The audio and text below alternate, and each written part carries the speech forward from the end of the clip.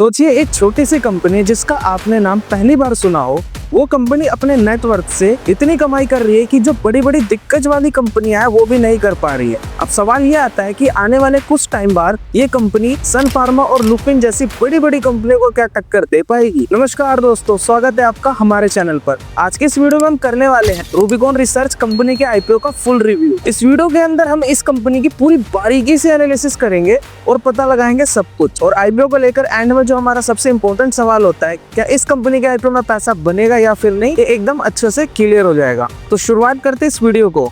सबसे पहले जानते हैं कंपनी करती क्या और इसका बिजनेस मॉडल क्या है। रूबिकॉन रिसर्च एक फार्मा कंपनी है जिसकी शुरुआत 1999 में हुई थी। इस कंपनी का जो ज्यादातर बिजनेस है वो यूएस मार्केट से आता है और इस कंपनी का जो मेन काम है वो मेडिसिन को बनाना और साथ ही में कुछ मेडिसिन की रिसर्च करना है। फिलहाल इस वक्त 2025 के अंदर इस कंपनी के 66 प्रोडक्ट सेल हो रहे हैं और काफी सारे प्रोडक्ट एफडीए अप्रूवल का इंतजार कर रहे हैं। इस कंपनी के इंडिया के अंदर 3 मैन्युफैक्चरिंग प्लांट है। साथ ही में जो इस कंपनी का रिसर्च एंड डेवलपमेंट सेंटर है वो इंडिया के साथ साथ कनाडा के अंदर भी है।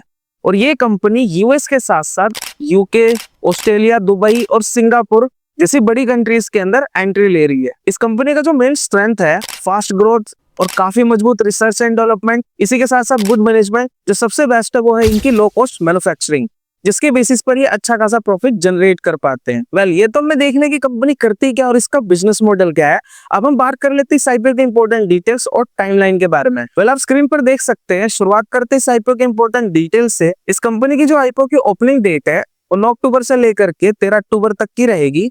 इसके बीच में आप इस आईपीओ के अंदर अप्लाई कर सकते हैं। और बात करेंगे इसके अलॉटमेंट की, वो हमें 14 अक्टूबर को देखने को मिलेगी और इसकी जो अलॉटमेंट है वो एमयूएफजी के साइट पर आएगी। अगर आपको इस आईपीओ या फिर किसी भी आईपीओ का अलॉटमेंट स्टेटस चेक करना है तो हमारे टेलीग्राम ग्रुप से जुड़ सकते हैं, जिसका लिंक हमने ऑलरेडी डिस्क्रिप्शन में मेंशन कर रखा है। इसी के साथ अगर किसी को अलॉटमेंट नहीं होता है तो उसके जो रिफंड्स है वो 15 अक्टूबर को इनिशिएट कर दिए जाएंगे। और साथ ही में जिसको अलॉटमेंट मिल जाती है तो जो उसके शेयर्स हैं वो 15 अक्टूबर को ही उनके डीमैट अकाउंट्स के अंदर क्रेडिट कर दिए जाएंगे।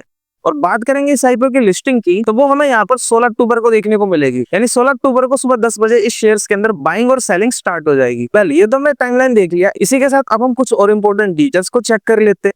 बात करेंगे इसके टोटल इश्यू साइज की, वो 1377 करोड़ की रहने वाली है, जिसके अंदर से 500 करोड़ का फ्रेश इश्यू है, जिसमें 877 करोड़ का ऑफर फॉर सेल है। इसी के साथ इस आईपीओ की जो प्राइस बैंड रहने वाली है वो 461 रुपए से लेकर के 485 तक की रहने वाली है। और इसके एक लॉट के अंदर 30 शेयर्स देखने को मिलेंगे। और अगर आपको रिटेल कैटेगरी से एक लॉट अप्लाई करना है, आपकी जो अमाउंट लगेगी वो 14,550 रुपीज की लगेगी। इसी के साथ स्मॉल एचएनआई, बिग एचएनआई की अमाउंट्स आप स्क्रीन पर चेक कर सकते हैं। इसी के साथ अगर कोई इसका एम्प्लॉय इसके आईपीओ में अप्लाई करना चाहता है, उसको यहाँ पर 48 रुपए का एडिशनली डिस्काउंट देखने को मिलेगा। इसी के साथ अब हम बात कर लेते हैं इस आईपीओ के रिजर्वेशन के बारे में। क्यू आईपीओ को 75% का स्टेक ऑफर कर रहे हैं और रिटेल कैटेगरी को ये सिर्फ 10% का स्टेक ऑफर कर रहे हैं। बाकी जो बच्चे हुए 15% का स्टेक है वो नेट इंस्टीट्यूशनल इन्वेस्टर्स को ऑफर कर रहे हैं। ये तो हमने इस आईपीओ के टाइमलाइन और इंपॉर्टेंट डिटेल्स को चेक कर लिया। अब हम देख लेते हैं इस आईपीओ के फाइनेंशियल्स को, पता लगाते हैं इसके फाइनेंशियल्स क्या कहते हैं। इसके फाइनेंशियल्स आप स्क्रीन पर देख सकते हैं। इस सारे फिगर्स करोड़ में यहाँ पर 2023 के अंदर जो इनके असेट्स थे इस 749 करोड़ के थे। 2024 में इंक्रीज होकर हो जाते हैं 1109 करोड़ के। मार्च 2025 के अंदर ये इंक्रीज होकर हो जाते हैं 1451 करोड़ के। 30 जून 2025 में ये ऐड हो जाते हैं 1647 करोड़। इसके जो असेट से अच्छे खासे इंक्रीज होते हुए यहाँ पर देखने को मिल रहे हैं। इसी के साथ अब हम जान लेते हैं टोटल इनकम के बारे में, यानी कि रेवेन्यू के बारे में। 2023 के अंदर 419 करोड़, 2024 के अंदर 872 करोड़, मार्च 2025 के अंदर 1296 करोड़। जून क्वार्टर का जो प्रॉफिट है ये 356 करोड़ का मार्च 2025 में ऐड हो जाता है। इनके जो रेवेन्यू वो भी यहाँ पे अच्छे खासे तरीके से बढ़ते हुए देखने को मिल रहे हैं। इसी के साथ एक नजर हम इनके प्रॉफिट्स को चेक कर लेते हैं। 2023 के अंदर जो इनका प्रॉफिट था वो प्रॉफिट ना रह करके लॉस था, जो कि था -16 करोड़ का। इसी के साथ 2024 में कंपनी प्रॉफिटेबल हो जाती है। जो इनका प्रॉफिट हो जाता है वो 91 करोड़ का हो जाता है। मार्च 2025 में ये 134 करोड़ और जून 2025 के अंदर ये 43 करोड़ यहाँ पर थोड़े और ऐड हो जाते हैं। इनका जो प्रॉफिट था 2023 के अंदर ये कंपनी लॉस में थी, लेकिन अभी ये कंपनी प्रॉफिट में आ चुकी है। इसी के साथ इसका इबिटा चेक कर लेते हैं। 2023 के अंदर 43, 2024 के अंदर 173, 2025 के अंदर 267, जून 2025 के अंदर 79 और ऐड हो जाता है। इनका जो इबिटा है वो भी यहाँ पर बढ़ते हुए देखने को मिल रहा है। इसी के साथ अब हम चेक कर लेते हैं सबसे इंपॉर्टेंट इसके नेटवर्थ के बारे में, जिसकी बेसिस पर ये अच्छा खासा प्रॉफिट कमा रही है। 2023 के अंदर 286 करोड़, 2024 में ये इंक्रीज होकर हो जाता है 385 करोड़ और 2025 आते आते ये 540 करोड़ का हो जाता है और जून 2025 के अंदर जो इनका टोटल नेटवर्थ होता है वो 593 करोड़ का हो जाता है। इनका जो नेटवर्थ है सबसे ज्यादा शानदार देखने को मिल रहा है, जो कि अच्छे नंबरों से यहाँ पर बढ़ा है। ठीक है सर, अब हम चेक कर लेते हैं कंपनी के रिजर्व एंड सरप्लस को, यानी वो पैसा जो कंपनी के बुरे वक्त के लिए या फिर आने वाले टाइम के लिए एक्सपेंशन और ग्रोथ के लिए एज एडिशनली रखा होता है। 2023 के अंदर 281 करोड़, 2024 के अंदर 369 करोड़, 2025 के अंदर ये हो जाते हैं 525 करोड़ और जून 2025 में ये थोड़े से कम होकर हो जाते हैं 397 करोड़। इनका जो रिजर्व एंड सरप्लस है वो मार्च 2025 तक अच्छा खासा मेंटेन था, लेकिन जून तक आते आते थोड़ा बहुत रिजर्व एंड सरप्लस इनका यूज हो चुका है। तो फिलहाल कुल मिलाकर इनका रिजर्व एंड सरप्लस अच्छे खासे नंबरों से मेंटेन होते हुए यहाँ पर देखने को मिल रहा है। इसी के साथ अब हम चेक कर लेते हैं कंपनी की बोरिंग्स के बारे में, यानी कि कंपनी के ऊपर कितना लोन है। 2023 के अंदर जो इनके ऊपर लोन था वो 317 करोड़ का था। 2024 में इंक्रीज होकर हो जाता है 396 करोड़ का। 2025 में थोड़ा सा घट जाता है जो कि हो जाता है 393 करोड़ का और जून 2025 तक आते आते ये दोबारा इंक्रीज हो जाता है जो कि हो जाता है 495 करोड़ का। इनकी जो बोरोइंग्स है वो काफी ज्यादा फ्लक्चुएट हो रही है, यानी कि कंपनी ने अपने लोन को कई बार चुकाया और साथ ही में कई बार लोन लेते हुए भी देखने को मिल रही है। इसी के साथ अब हम कुछ और वैल्यूएशंस चेक कर लेते हैं। इसका जो ROE है यानी रिटर्न ऑन इक्विटी है वो यहाँ पर 29.02% का देखने को मिल रहा है। इसी के साथ जो डेब्ट टू इक्विटी रेशियो वो 0.73 का है, जो कि एक तरह से ओके है। इसी के साथ जो कंपनी का प्रॉफिट मार्जिन है वो यहाँ पर 10.37% का देखने को मिल रहा है। वेल, ये तो मैं इस कंपनी के सारे फाइनेंशियल्स को समझ लिया।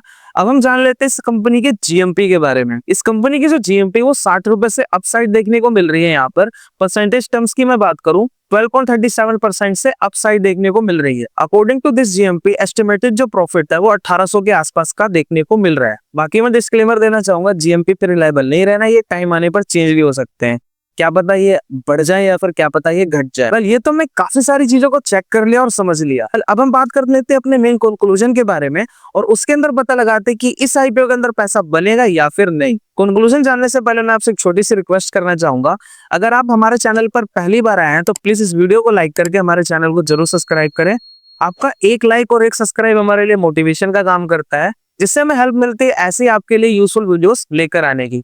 तो प्लीज हमारे चैनल को जरूर सब्सक्राइब करें। अब हम बात कर लेते हैं अपने मेन कंक्लूजन के बारे में। इस कंपनी का जो रेवेन्यू है वो पिछले एक साल के अंदर 49% से इंक्रीज होते हुए देखने को मिल रहा है।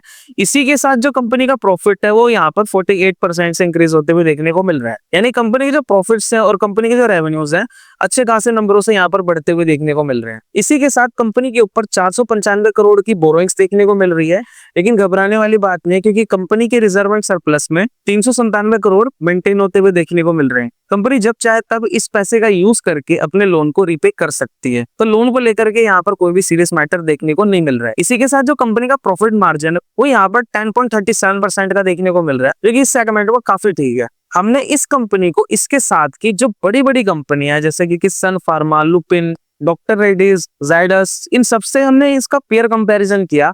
उसके बाद हमें कुछ चीजें पता लगी जो मैं आपके साथ डिस्कस करना चाहूंगा। इस कंपनी का जो EPS है यानी अर्निंग पर शेयर है, ये दूसरी कंपनी से काफी ज्यादा कम देखने को मिल रहा है।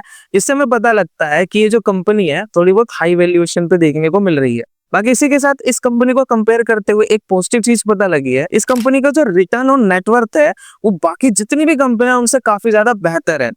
यानी कंपनी ने अपने नेटवर्थ के अकॉर्डिंग अच्छा खासा पैसा यहाँ पर बनाया है। बाकी दोस्तों आपको पता ही होगा जो US है उसकी जो हालत है वो काफी ज्यादा खराब देखने को मिल रही है और इसी के साथ जो ग्लोबल टेंशन है वो काफी ज्यादा देखने को मिल रही है।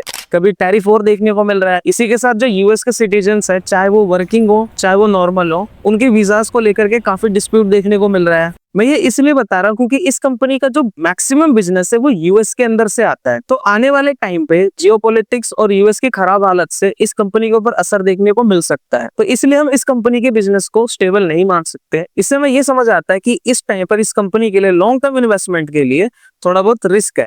बाकी सारी चीजें अब डिपेंड करती हैं इसके GMP पे। अगर इस कंपनी का जो GMP वो अच्छा खासा इंक्रीज होते हुए देखने को मिला तो आप अप्लाई करने का सोच सकते हैं, नहीं तो अवॉइड ही करना बेहतर रहेगा। आप समझ ही गए होंगे कि इस IPO के अंदर क्या करना है। बाकी इस वीडियो को यहाँ तक देखने के लिए दिल से धन्यवाद। अगर आप LG IPO का रिव्यू या फिर टाटा कैपिटल के IPO का रिव्यू देखना चाहते हो तो आप स्क्रीन पर क्लिक करके देख सकते हो। मैं मिलूंगा आपको उन वीडियोस के अंदर। तब तक आप अपना ख्याल रखिए और अगर आपने इस चैनल को सब्सक्राइब नहीं किया तो प्लीज हमारे चैनल को सब्सक्राइब करिए। हम मिलते हैं किसी और वीडियो में, तब तक के लिए गुड बाय, जय हिंद।